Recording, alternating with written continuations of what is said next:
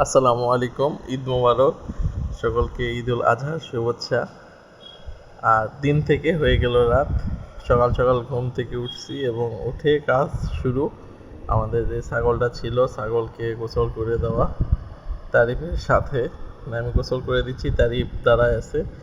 এরপর চলে গেলাম আমাদের কুরবানির গরুটি নিয়ে আসার জন্য। আমার নানু বাসা থেকে প্রায় 10 মিনিটের রাস্তা যেতে হয়।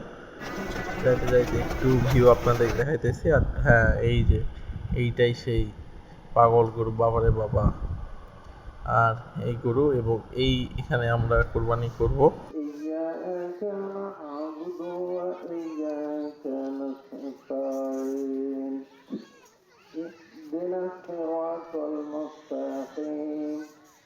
صراط الذين أنعمت عليهم غير المغضوب عليهم ولا الضالين آمين। তারিফ বাবু এদিকে বসে পড়ছে, খাবার খাচ্ছে এবং ওর যেগুলো খাবার সব খাবার, লাভ নেই না বলে, ওর পছন্দের জিনিস এইটা।